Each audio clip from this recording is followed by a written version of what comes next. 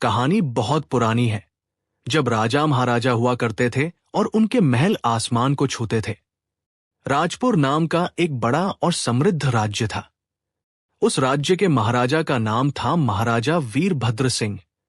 बलशाली, न्यायप्रिय और दयालु। उनके राज्य में प्रजा सुखी थी, खेत लहलहाते थे और बाजार गुलजार रहते थे। लेकिन महाराजा के मन में एक दर्द था। उनकी मां बीमार थी। वैद्यों ने कहा था कि एक दुर्लभ जड़ी बूटी, नीलकमल की जड़, ही उन्हें बचा सकती है। वो जड़ी बूटी मिलती थी पर्वतों के उस पार, घने जंगल में। लेकिन उस जंगल में रहता था एक खूंखार राक्षस। महाराजा ने घोषणा करवाई, जो भी वीर पुरुष नीलकमल की जड़ लेकर आएगा, उसे आधा राज्य और सोने की थैली दी जाएगी। कई सैनिक गए, कई वीर गए, लेकिन कोई न लौटा। राजपुर के एक छोटे से गांव में रहती थी मीरा, एक गरीब लड़की। उसके पिता एक किसान थे जो पिछले साल बीमारी में चल बसे थे। मां मजदूरी करती थी। घर में खाने के भी लाले थे। मीरा पढ़ी लिखी नहीं थी, लेकिन उसकी आंखों में एक अजीब चमक थी, हिम्मत की, जिज्ञासा की। एक दिन उसने गांव के बुजुर्ग से पूछा, वो राक्षस किससे डरता है? बुजुर्ग हंसे, बेटी, कहते हैं वो राक्षस केवल एक चीज से डरता है, सच्ची करुणा से। जो उसके दर्द को समझे वही उसे जीत सकता है। मीरा के मन में कुछ जागा।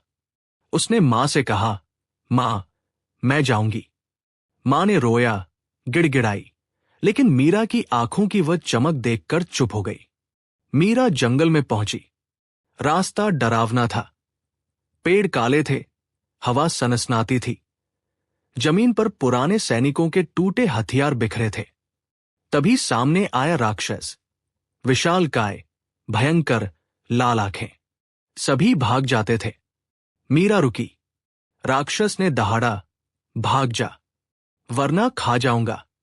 मीरा ने डरते डरते लेकिन सीधी आंखों से कहा, तुम इतने क्रोधित क्यों हो? क्या तुम्हें भी दर्द है? राक्षस रुक गया। यह सवाल किसी ने कभी नहीं पूछा था। धीरे धीरे उसने बताया, वह पहले एक इंसान था। एक जादूगर ने उसे श्राप दिया था क्योंकि उसने जंगल काटने से मना किया था। तब से वह अकेला, दर्द में इस जंगल में भटक रहा था। हर इंसान उसे देखकर भागता था, इसीलिए वह और क्रोधी हो गया था। मीरा की आंखें भर आई। उसने कहा, मुझे नीलकमल की जड़ चाहिए, एक बुजुर्ग मां की जान बचाने के लिए। क्या तुम मेरी मदद करोगे? राक्षस बहुत देर चुप रहा, फिर बोला, चलो। राक्षस ने खुद मीरा को नीलकमल का पेड़ दिखाया, जड़ खोदने में मदद की। जाते जाते मीरा ने पूछा, तुम्हारे श्राप को कैसे तोड़ा जा सकता है? राक्षस ने उदास होकर कहा, जब कोई राजा खुद यहां आकर मुझसे क्षमा मांगे, उस जादूगर की तरफ से, तब। मीरा ने मन में कुछ ठान लिया। मीरा महल पहुंची। द्वारपाल ने रोका, एक गरीब लड़की महाराजा से नहीं मिल सकती। लेकिन जब महाराजा को पता चला कि कोई नीलकमल की जड़ लेकर आया है, तो वे खुद दौड़े आए। मीरा ने जड़ दी। महाराजा की मां को दवा दी गई। महाराजा ने खुश होकर कहा, मांगो, आधा राज्य मांगो, सोना मांगो।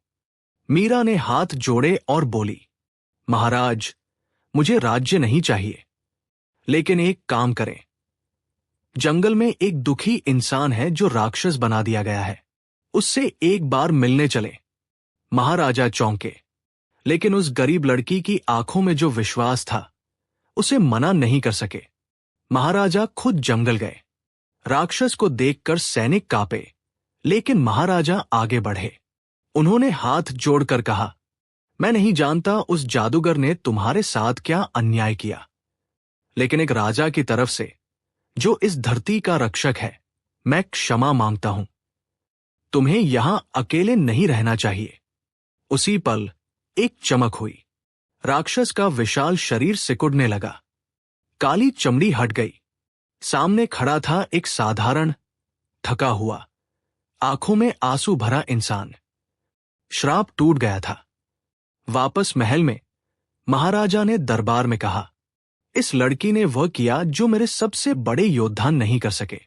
हथियार से नहीं, करुणा से। ये सबसे बड़ी वीरता है। उन्होंने मीरा की मां को सम्मान के साथ महल में बुलाया, मीरा को महल में रहने और पढ़ने का अवसर दिया। जो राक्षस था वो अब राज्य का वनपाल बना, जंगलों की रक्षा करने वाला।